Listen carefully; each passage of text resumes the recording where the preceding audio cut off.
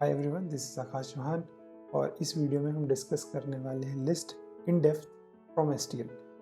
पुराने वीडियो में या लास्ट लेक्चर में हमने देखा था एसटीएल 3 पार्ट में डिवाइडेड होता है: containers, iterator and algorithm. And list is one of the let's say the types of containers. और फर्स्ट कंटेनर है जिसको हम डिटेल में पढ़ेंगे और उसको हम एरे से कंपेयर करेंगे, क्योंकि हमने पिछली वीडियो में देखा था कि एरे में जो भी लिमिटेशंस हैं उसका सॉल्यूशन एसटीएल प्रोवाइड करती है। तो क्या लिस्ट वो सारे सॉल्यूशंस प्रोवाइड करती है जो हमने डिस्कस किए थे? अगर आपने वो वीडियो नहीं देखी है तो आप आई बटन पर क्लिक करके वो वीडियो देख सकते हैं। लिस्ट अब हम डिटेल में डिस्कस करेंगे विद कंपैरिजन ऑफ एरे। और लिस्ट को पहले थ्योरेटिकल डिस्कस करते हैं थोड़ा सा, जिससे कि हमारी जो अंडरस्टैंडिंग है लिंक लिस्ट की वो क्लियर हो। फिर हम उसके कोड पे मूव करेंगे और कोड के थ्रू सारी अंडरस्टैंडिंग अपनी बिल्ड करेंगे। Let's move on to the list.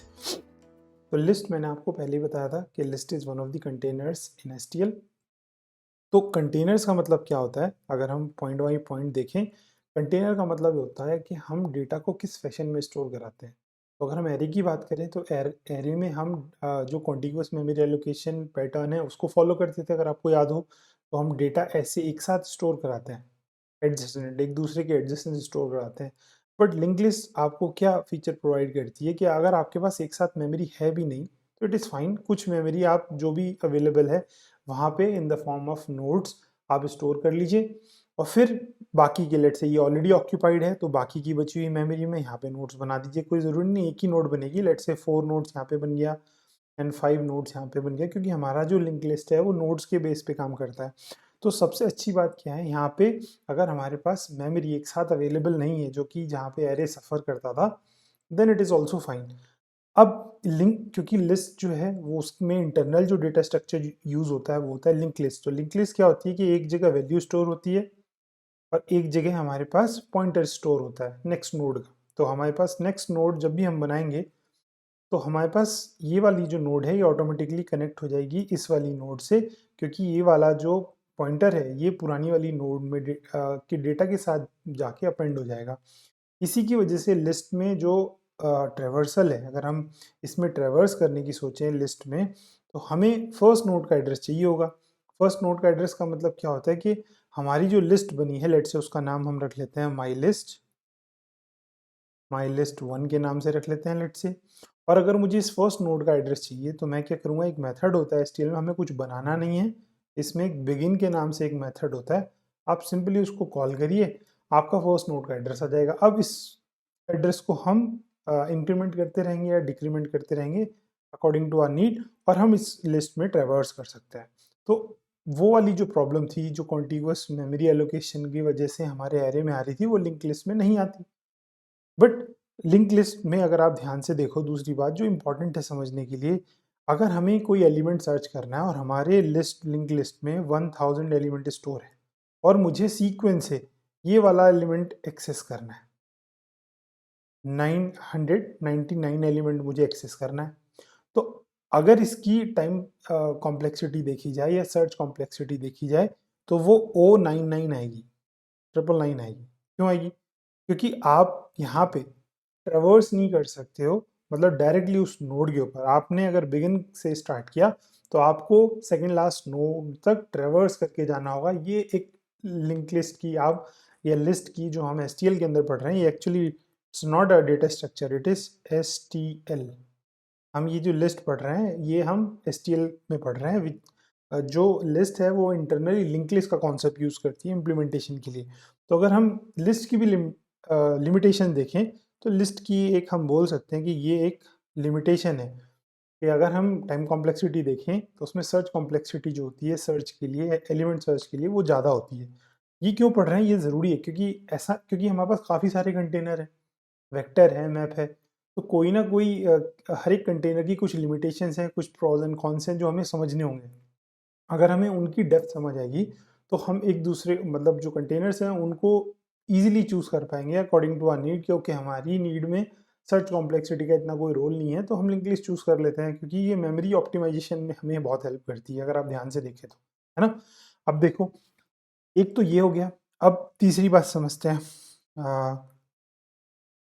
अगर हम लिंक लिस्ट के बारे में एक और चीज़ देखें कि जो लिंक लिस्ट होती है हमारे पास एसटीएल के अंदर वो बाई डायरेक्शनल होती है। इसका मतलब क्या है, आपके पास अगर ये लास्ट नोड का एड्रेस है तब भी आप मूव कर सकते हो इस डायरेक्शन में। ऐसा नहीं है कि आपको एक ही डायरेक्शन में जाना है, लेट्स से इस डायरेक्शन में जाना है, आप बोथ डायरेक्शन में मूव कर सकते हो, ट्रेवर्स कर सकते हो। अब ये लिंक लिस्ट की एक एडवांटेज हुई। अब इससे फायदा क्या होगा, देखो थोड़ा सा एडवांटेज रहेगा। लेट्स से आप लास्ट नोड का भी एड्रेस निकाल सकते हो। तो अगर मेरे पास लिस्ट है माई list one dot, let's say उसका फंक्शन का नाम है एंड। अगर आप एंड कॉल करोगे तो फायदा क्या होगा, एंड कॉल करने से आपके पास लास्ट नोड का एड्रेस आएगा। तो अगर आपको ये वाली नोड चाहिए जो कि लास्ट वाली नोड से ट्रेवर्स करेंगे तो ज़्यादा पास में है, तो फायदा क्या रहेगा, आपकी O1 टाइम कॉम्प्लेक्सिटी में आंसर आ जाएगा या O2 में आ जाएगा। जो स्टेप्स बता रहा हूँ मैं वैसे ON की फॉर्म में आएगा आंसर। तो हमारा टाइम जो है वो थोड़ा रिड्यूस हो गया तो बाई डायरेक्शनल नेचर की वजह से। लेकिन अगेन यहाँ ये भी सफ़र करेगा अगर हमारा एलिमेंट बीच में हुआ। तो चाहे आप किसी भी एंड से स्टार्ट करिए, फर्स्ट एंड से या एंड से स्टार्ट करिए, आपकी जो टाइम कॉम्प्लेक्सिटी आएगी 1000 एलिमेंट में, मिडिल एलिमेंट ढूंढने की वो 500 स्टेप्स ही आएगी, वो रिड्यूस नहीं हो सकती। लेकिन एरे के केस में ये ओवन होती है क्योंकि वहाँ पे इंडेक्स सर्च चलता है, यहाँ पे इंडेक्स सर्च नहीं चलता। तो ये लिमिटेशंस आपको याद रखनी है, बहुत इंपॉर्टेंट है। इसमें एक अच्छी बात क्या है कि आप जो हम, अगर आपको एरे में याद हो तो एक तो हमारे पास एरे में यूज्ड मेमोरी जाती थी और एक अनयूज्ड जाती थी। अनयूज्ड मेमोरी वो होती थी जब हमें एलिमेंट स्टोर नहीं करने होते थे, तो वो बेकार में मेमोरी चली जाती है। लिंक लिस्ट में ऐसा नहीं है क्योंकि आप इसमें according to your need element add कर सकते हो, क्योंकि यहाँ पे जो लिस्ट है एसटीएल के अंदर ये आपसे साइज नहीं पूछती है एट कंपाइल टाइम। तो हम थर्ड चीज ये बोल सकते हैं, थर्ड एस्पेक्ट ये बोल सकते हैं कि जो साइज है लिंक लिस्ट का वो हमें कंपाइल टाइम पे नहीं देना होता। कंपाइल टाइम पे हमें ज़रूरत नहीं है उसको देने की, सिंपल सा एक लॉजिक है। एक और एस्पेक्ट समझते हैं लिंक लिस्ट की जो हमें सही से समझनी है। हम चाहते हैं कि कोई एलिमेंट हमें डिलीट करना है लिस्ट से, तो हम वो कर सकते हैं। उसके पास एक मेथड है रिमूव के नाम से, मैं आपको एक कोड में भी करके दिखाऊंगा। उसके पास एक मेथड होता है रिमूव के नाम से, आप वो एक एलिमेंट डिलीट कर सकते हो जबकि एरे में नहीं कर सकते। एरे स्टैटिक एरे अगर है तो उसमें से अगर आप एलिमेंट डिलीट करने जाओगे तो जनरल जो तरीका है उसमें क्या है कि आप उस एलिमेंट की जगह 0 रखते हो और फिर क्या करते हो, जो एलिमेंट है उनको लेफ्ट शिफ्ट करके एक साथ ले आते हो और वो 0 एंड में पहुंच जाता है। तो वो एक टेंटेटिव वे है किसी एरे से एलिमेंट डिलीट करने का, बट मेमोरी उसमें वही रहेगी। अगर 10 साइज का एरे है तो वही रहेगा। लेकिन लिस्ट में ऐसा नहीं है। लिस्ट में रिमूव मेथड से कोई भी एलिमेंट जो भी आपने डिलीट करना है वो नंबर दे दो, वो अपने आप उसको सर्च करेगा और डिलीट कर देगा। उसका फर्स्ट इंप्रेशन को डिलीट कर देगा वो जहाँ भी मिलेगा। साइज भी अपने आप रिड्यूस कर देगा। तो ये जो साइज है ये ऑटोमेटिकली डायनेमिकली हमारा रन टाइम पे ऊपर नीचे होता रहता है। तो ये चीज़ पॉसिबल है लिस्ट में। आपको लगता है कि आपका जो लिस्ट है वो 10 साइज की है लेकिन आप चाहते हो कि 5 की रह जाए, तो इसमें एक फंक्शन होता है रीसाइज का। तो वो रीसाइज का फंक्शन हम यूज़ कर सकते हैं, है ना। तो बहुत सारे फीचर्स हैं और जो हमारी एरे की लिमिटेशंस थी जो हमने पिछली वीडियो में देखी थी, उन लिमिटेशंस को कहीं ना कहीं जो लिस्ट है वो सॉल्यूशन प्रोवाइड करता है। बट एक चीज़ ध्यान रखने वाली बात है कि लिस्ट भी एक जगह बहुत अच्छी चॉइस है नहीं जहाँ पे आपका इंडेक्स सर्च हो, क्योंकि एरे जो है वो आपको इंडेक्स सर्च से ओवन टाइम कॉम्प्लेक्सिटी में एलिमेंट सर्च करके दे देता है, लेकिन लिंक लिस्ट या फिर लिस्ट एसटीएल के अंदर उसी को ढूंढने में ON स्टेप लगाती है। तो उस केस में लिस्ट सफ़र करती है। बट अगर आपकी रिक्वायरमेंट ऐसी नहीं है जहाँ पे आपने एलिमेंट ज़्यादा सर्च करना है या कितना भी टाइम लगे, then in that case list is the best choice. अब हम देखते हैं इसका कोड। ये जो सारी चीज़ें हमने थ्योरेटिकल देखी हैं इनको कोड के एस्पेक्ट से समझने की कोशिश करते हैं ना। सबसे पहला जो पॉइंट है हमें एक्सप्लोर करना है लिस्ट के बारे में वो है how to declare a list. अब इसको कमेंट कर देते हैं। अब लिस्ट डिक्लेयर कैसे करते हैं, आपने ये जो सिंटेक्स मैं लिख रहा हूँ यही यूज़ करना है।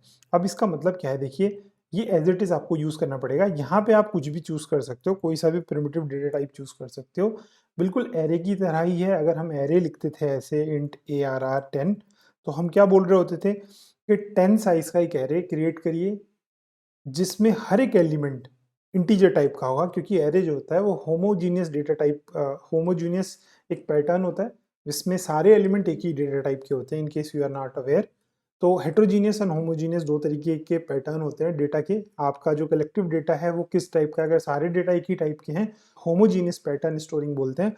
तो अगर हमारा एरे जैसे कि हमारा एरे है वो इन सारे एलिमेंट इंटीजर स्टोर करेगा, ऐसा नहीं कि दूसरा एलिमेंट उसमें कोई फ्लोट होगा। ऐसे लिस्ट भी हमारी सारे एलिमेंट उसी डेटा टाइप के स्टोर करेगा जो आप पास करोगे। इसमें भी हेट्रोजीनियस डेटा स्टोर नहीं होता है, ये भी होमोजीनियस ही तरीके का डेटा स्टोर कर सकता है। तो इसका नाम रख लेते हैं, लेट्स से माई लिस्ट 1, और एक और लिस्ट बना लेते हैं माई लिस्ट 2 के नाम से, क्योंकि हमें ज़रूरत पड़ सकती है। तो this is how we declare a list. अब जो सबसे इंपॉर्टेंट चीज़ है वो लिस्ट में हम एलिमेंट ऐड कैसे करें। तो सबसे पहला है हमारा ऐड एलिमेंट्स इनटू, इसको भी कमेंट कर देते हैं। एलिमेंट कैसे ऐड करते हैं, मैं फर्स्ट लिस्ट लेता हूँ और सबसे पहला तरीका है, इसको मेथड 1 बोल देते हैं। पहला तरीका क्या है, जैसे हम एरे स्टोर करते थे वैसे ही हम लिस्ट भी स्टोर कर सकते हैं। दूसरा तरीका क्या है, दूसरा तरीका बहुत सिंपल है, इतना आपने वो ध्यान देना है कि हम एलिमेंट कैसे स्टोर करते हैं। तो इसके पास दो मेथड होते हैं, एक होता है पुश बैक और एक होता है पुश फ्रंट। लिस्ट के अंदर है, क्योंकि मैंने आपसे बताया था STL के अंदर आपने फंक्शनैलिटी क्रिएट नहीं करनी है, उसके अंदर ऑलरेडी प्री डिफाइंड फंक्शंस या क्लासेस होती हैं। जैसे ये एक क्लास ऑब्जेक्ट बनाया हमने, यहाँ पे लिस्ट जो है वो एक क्लास है, ये एक ऑब्जेक्ट बनाया। अब इस ऑब्जेक्ट के अंदर, क्योंकि मुझे पता है क्लास का ऑब्जेक्ट बनाते हैं और क्लास के अंदर फंक्शनैलिटीज होंगी, जब हम ऑब्जेक्ट बनाएंगे तो डॉट ऑपरेटर से हम उस क्लास की जो फंक्शंस है उसके अंदर प्री डिफाइंड फंक्शन, हमने कुछ नहीं बनाना है, वो एक्सेस कर सकते हैं।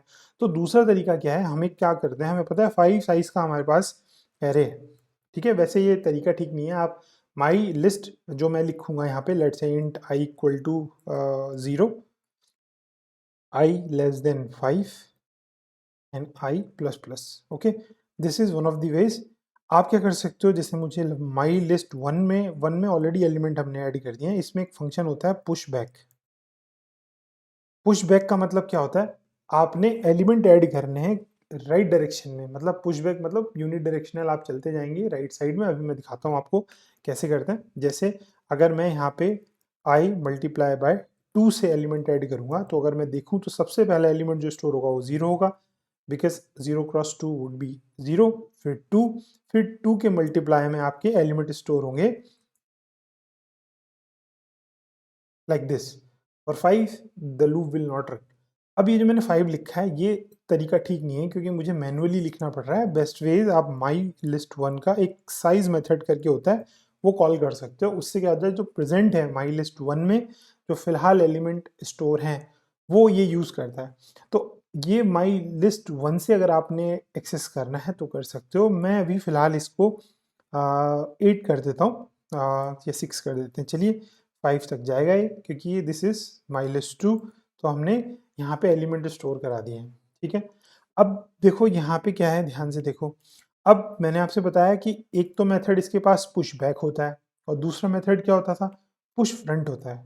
लाइक माई लिस्ट 2 में अगर मुझे पुश फ्रंट से एलिमेंट ऐड करने होते हैं और कोई दूसरा फॉर्मूला, आप आई भी लिख सकते हो, इट इज़ फाइन। मुझे बस ये था कि आप एक फॉर्मूला भी जनरेट कर सकते हो 3 का। अगर मैं केवल इस फॉर्मूले को देखूं तो एलिमेंट कैसे स्टोर होंगे, सबसे पहले 0 होगा, अब लेफ्ट की डायरेक्शन में एलिमेंट ग्रो होंगे। फर्स्ट एलिमेंट वुड बी 3, फिर 6, फिर 9, एंड इस फॉर्म में आपके लेफ्ट साइड में एलिमेंट ग्रो होते रहेंगे इस साइड में। तो आप इन दोनों को मिक्स करके कर सकते हो। अब होगा क्या, फर्स्ट एलिमेंट 0, फिर उसके 0 0, तो जो अगर एलिमेंट वाइज देखा जाए तो 0 0 आएगा यहाँ पे। नेक्स्ट में पुश बैक जा रहा है तो यहाँ पे 2 आएगा और यहाँ पे 3 आएगा। ऐसे आपका पूरा लिस्ट ग्रो हो सकती है।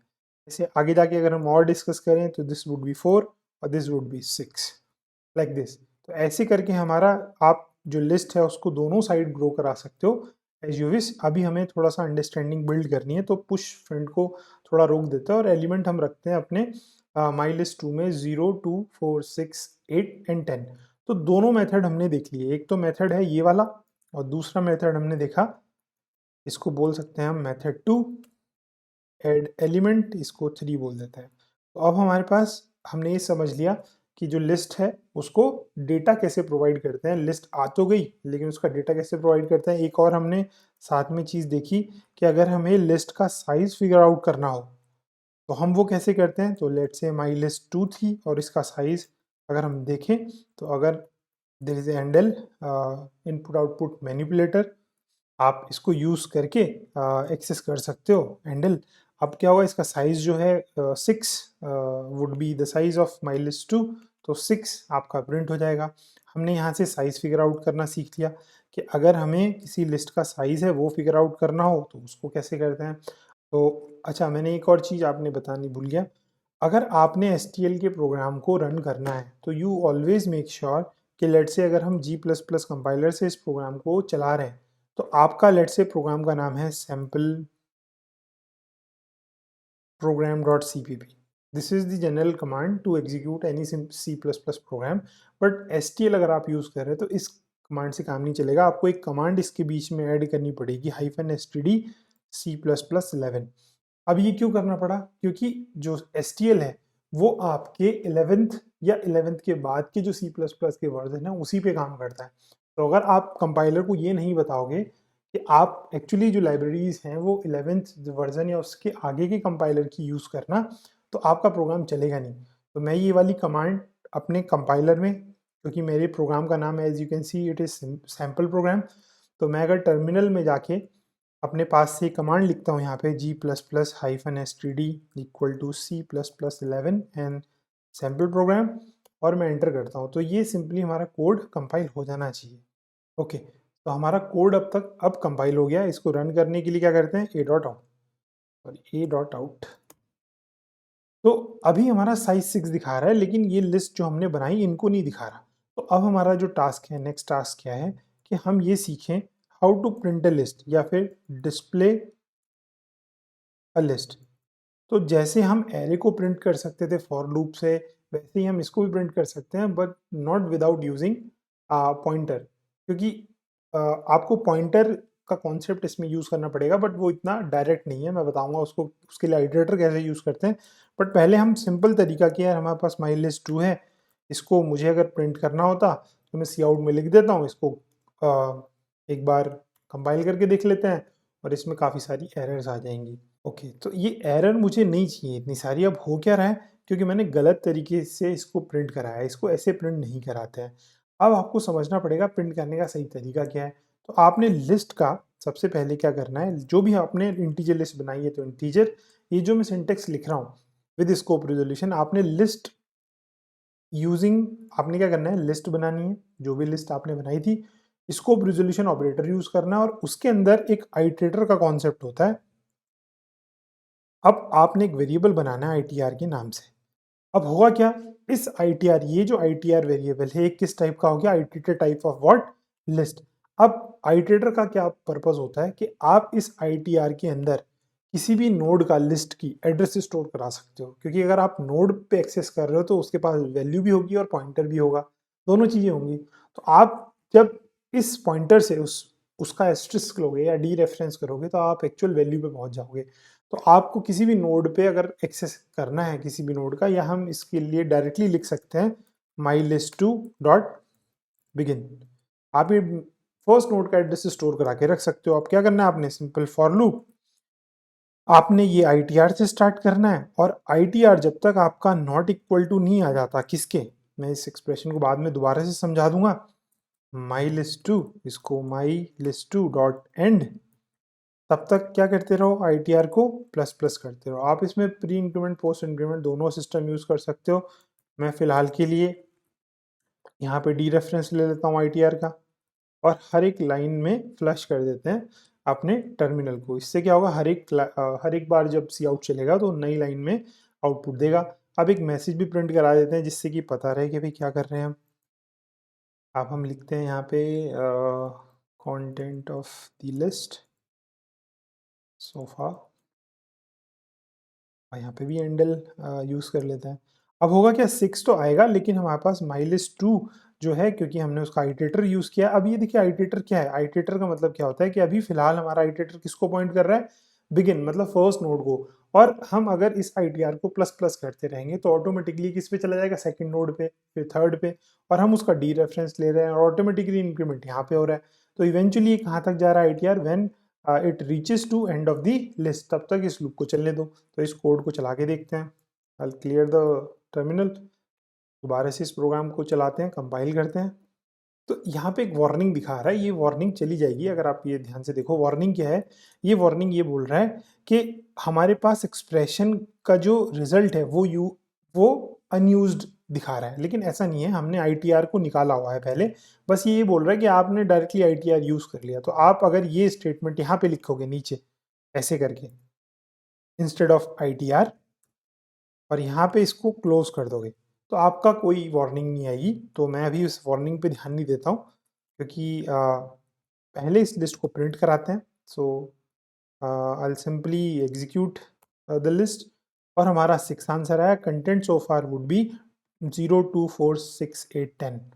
तो हमारा आंसर बिल्कुल करेक्ट आ रहा है। अगर मैं पुश फ्रंट को चला के देखूँ यहाँ पे और पुश बैक को हटा दूँ तो this would be the elements. एक बार दोबारा से कोड को कंपाइल करना पड़ेगा हमें और इसको रन करते हैं। और अगर आप ध्यान से देखो तो 0 3 6 9 12 एंड 15 3 के मल्टीप्लाई में आपकी जो लिस्ट है वो बैकवर्ड ग्रो हो रही है because we have use this push front function. तो आपको left and right side growth समझनी है लिस्ट की। ये जो फंक्शन है ये अवेलेबल है आपका वेक्टर में भी, तो ये आगे भी ज़्यादा आके जाके भी काम आएगा। अब समझते हैं, हमने लिस्ट में ये देखा था कि लिस्ट जो है वो टाइम के साथ ग्रो भी कर सकती है और श्रिंक भी कर सकती है और उसमें से हम एलिमेंट भी रिमूव कर सकते हैं। तो सबसे जो 6 पॉइंट हम समझते हैं, how to remove an element from a list. अब हमारे पास माई लिस्ट 2 में एक रिमूव के नाम से मेथड होता है। अब हमारे पास इनिशियली अभी पुश बैक वाला ही ले लेते हैं और हमें पता है कि उसमें एलिमेंट है ये, तो मैं फर्स्ट एलिमेंट 0 ही डिलीट करने की कोशिश करता हूँ। आप 2 भी कर सकते हो, लेट्स से 2 डिलीट करेंगे। अब हमें पता कैसे चलेगा 2 डिलीट हुआ? इस कोड को सिंपली आपने क्या करना है, कॉपी पेस्ट कर दीजिए दोबारा से, ठीक है। फिर इस कोड को कंपाइल, पहले I clear the window, compile करना पड़ेगा क्योंकि मैंने कोड में चेंजेस किए हैं। अगर नहीं करते कोड में चेंजेस तो हम सेम फाइल को दोबारा से रन कर सकते हैं। अभी हमें एग्जीक्यूटेबल फाइल जो है a.out वो दोबारा से बनानी पड़ रही है। आई होप ये चीज़ें तो आपको क्लियर होंगी क्योंकि STL थोड़ा एडवांस कॉन्सेप्ट है, तो आई एम एज्यूमिंग ये सब चीज़ें पता है थी आपको। तो हमने push error, okay, so error is there. अभी हमारी ये डॉट आउट फाइल नहीं बनी इसलिए पुरानी वाली फाइल चल गई है। एरर क्या बोल रही है कि आपने ITR को रीडिफाइन कर दिया है विच इज़ नॉट ओके। तो आपने बस इतना करना है, ये यहाँ से हटा दीजिए क्योंकि हम ऑलरेडी बता चुके हैं ITR क्या है। कोड को चलाते हैं सेव करके, दोबारा से कंपाइल करते हैं तो द एरर हैज़ गॉन। हम क्लियर करते हैं विंडो को और कोड को रन करते हैं। तो बिफोर डिलीटिंग साइज 6 आ रहा था और एलिमेंट थे हमारे पास 0 2 4 6 8 10। अब इसमें से 2 जो है वो डिलीट हो गया है। मैंने सेम ही कोड पेस्ट किया था प्रिंट करने के लिए। अब देखो हमने रिमूव करना भी सीख लिया। अब एरे में ये चीज़ पॉसिबल नहीं थी क्योंकि यहाँ टेक्निकली आपका साइज भी कम हुआ है। एरे में साइज कम नहीं होता है, बस आपका जो लास्ट एलिमेंट है वो 0 आप शिफ्ट करके कर देते हो। अब हमने एक और चीज़ देखी थी कि हम और भी काफ़ी सारे प्रीडिफाइंड फंक्शंस हैं, लेकिन एक और है कि हम क्या जो लिस्ट है उसको रीसाइज कर सकते हैं। तो अगर हम रीसाइज का देखें कि हम रीसाइज कैसे कर सकते हैं अपने एरे को, क्योंकि अभी हमारे पास जो एलिमेंट है वो नंबर ऑफ एलिमेंट कितने आ रहे हैं 0 4 6 8 10, 5 एलिमेंट्स वी हैव सो फार। तो अगर हम इसको रीसाइज करें माई लिस्ट 2 को और resize with the help of resize function और हम इसको 4 कर देते हैं। 4 का करने का मतलब क्या है, ये लास्ट में से एक एलिमेंट को डिलीट कर देगा। अब दोबारा से इस कोड को कॉपी पेस्ट करते हैं कंटेंट सो फार, तो हमें रीसाइज के बाद पता होगा कि भाई हमारा एक्चुअल में अभी क्या रिजल्ट आ रहा है। So let me just compile the code again और फिर हम इसको एग्जीक्यूट करेंगे। इस बार जो एलिमेंट आने चाहिए वो इतने ही आने चाहिए 0 4 6 8 because we have resize it to 4। So warnings are there, we can ignore because error आएगी तो इशू है। अब हम अपने कोड को चलाते हैं आफ्टर क्लियरिंग द विंडो। तो हमारा देखिए रीसाइज हो गया। तो हमारा कंटेंट भी रिमूव हो सकता है एक एक करके और आप अपने लिस्ट को रीसाइज भी कर सकते हो ऑल टुगेदर एक साथ। अब इसके अलावा क्या क्या प्री डिफाइंड फंक्शनैलिटीज़ हैं। एक तो हम प्री डिफाइंड STL इसलिए यूज़ कर रहे हैं क्योंकि हमें कोड ना लिखना पड़े। अब देखो एरे के साथ प्रॉब्लम क्या है कि अगर एरे को आपने सॉर्ट करना है, चाहे बबल सॉर्ट से करो, सिलेक्शन सॉर्ट से, वो कोड आपने लिखना है। जो बॉयलर प्लेट कोड है वो आपने लिखना है। लेकिन STL यूज ही इसलिए करते हैं कि आपको अननेसेसरी जो रिडंडेंट कोड है या बॉयलर प्लेट कोड है वो ना लिखना पड़े क्योंकि उसके पास वो सारी फंक्शनैलिटीज़ हैं।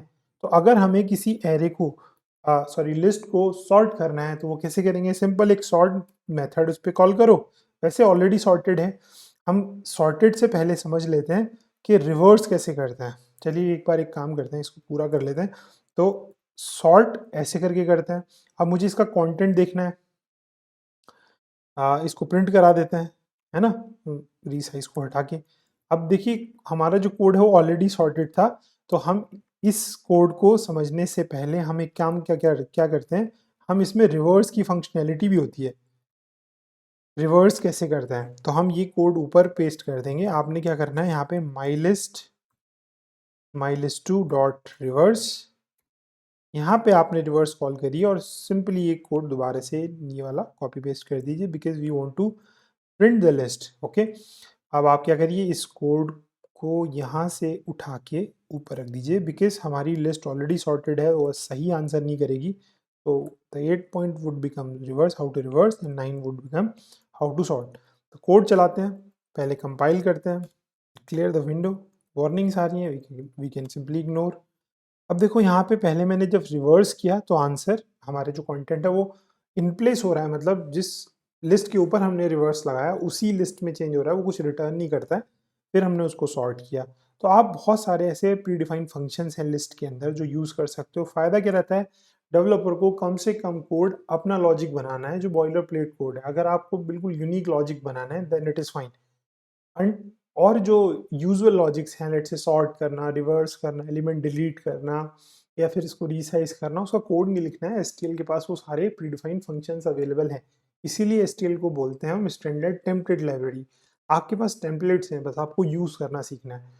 तो अगर आपको सम अप करें इस लेक्चर को, तो लिस्ट जो है वो लिस्ट हमारे पास काफ़ी जगह स्टैंड आउट करती है। आपको साइज नहीं देना कंपाइल टाइम पे, आप रन टाइम पे एलिमेंट डिसाइड कर सकते हो कब ऐड होंगे, कितने डिलीट होंगे, रिमूव से उसको एलिमेंट को डिलीट कर सकते हो, रीसाइज से ऑल्टर कर सकते हो। आपके पास प्रीडिफाइंड फंक्शन है सॉर्टिंग, रिवर्स के, आपने खुद से कोड नहीं लिखना। प्लस आपको कॉन्टिग्यूअस मेमोरी एलोकेट करने की जरूरत नहीं है। अगर मेमोरी चंक्स में भी अवेलेबल है तो छोटी छोटी नोड बना के हम, क्योंकि हमारे पास इवेंचुअली एड्रेस है ही दूसरी नोड पे जाने का, तो लिस्ट उसमें अच्छा बिहेव करती है।